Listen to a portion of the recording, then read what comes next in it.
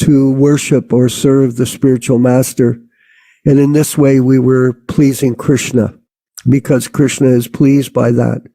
But when imitation people take that role and they sit in the temple and they expect all of us to bow down before them, and they expect us to offer them all this glorification, even up to the point nowadays where they clap, as I mentioned. The person gives and no one ever heard of that. It was like, before I became a devotee, I was in the entertainment industry, and that was the whole idea. You went in front of the audience and you would perform, and then they clap and cheer. Yeah, oh, what a great person. But this was quite foreign for us when we were in the temple, because that was exactly the opposite that you were looking for. You were not looking for any praise or glorification in the temple room that you were some kind of great devotee. No. You were always there as a humble servant, and any kind of crowd reaction that way was unacceptable. So this is going on in the society to this day, and now it's out of hand. It's completely out of hand.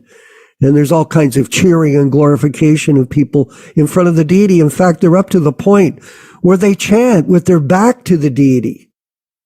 The person's chanting and they've got their back to the deity. The way we used to stand, if Yashoda knows that, it was very beautiful. There would be two rows. One on the left was the men, and on the right would say it was the women looking towards the deity house. And then Prabhupada's Vyasa-san was seated behind us, and there was no people standing in front of Prabhupada for his vision to see the deity. Is that still going on? No. It's completely changed. It's more of a Hinduization of there was a specific etiquette that we always left the aisle open so that Prabhupada could see the deity without any disturbance. Do you recall that, Yashoda? Yes. When the first temple in Toronto on Gerrard Street was there, I remember in 1970 I went there, and it's exactly the setup that it was. Same thing with the temple in Los Angeles on Watseka Avenue. There was the deities on one end, and on the other hand is Prabhupada's Vyasasana, and then on both sides, the ladies on one side and the men on the other side. That was the standard, and everybody is looking at the deity. In other words, the kirtan is being done not as some kind of rock and roll show bottle. No, it is done for the satisfaction and the pleasure of the deities. Nowadays, I see a lot of these kirtan, people are doing this like a performance, like a theatrical or a musical performance. That was not the idea.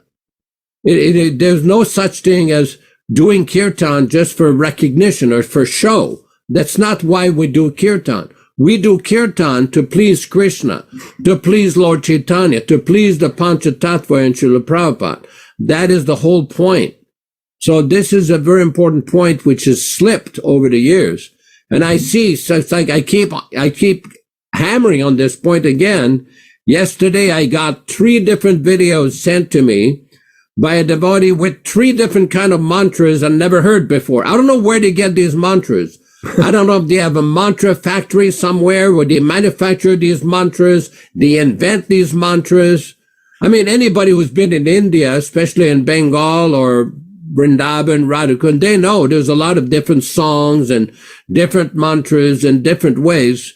I'm not trying to criticize anybody here, but my point is, Srila Prabhupada gave us certain specific mantras for kirtan, certain chants, like people would chant Govinda Jaya Jaya, that is bona fide, Jai Jagannath, that's another bona fide, or there is a song in the Chaitanya Charitamrita, Krishna, Krishna, Krishna, Krishna, hey, Ram Raghava, like that. There are certain bona fide songs, but what we're seeing now is entirely different. People have gotten these manufactured, concocted mantras with this gypsy dancing. And I'm looking at this like there's no way they would be able to do this in the presence of Srila Prabhupada. Prabhupada would have it stopped immediately. Even during his presence, several times, he would send either his secretary or his personal servant to stop the kirtan if things were not done correctly. I mean, this is a very important point, and this is very troublesome. It has only been 46 years since Prabhupada's departure, and now we see it's like a different sampradaya. Mm-hmm. We are not a show bottle sampradaya.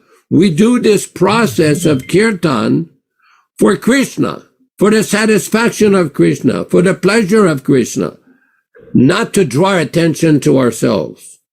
Hare Krishna. Venkat, Prabhu, you've got your hand. Yes, please. Yes, sorry, I had a couple of questions. One was, I think Yashanam Prabhu mentioned about the what's the use of arguing or debating with people on the street. Instead, give them my book. Yes. Srila Prabhupada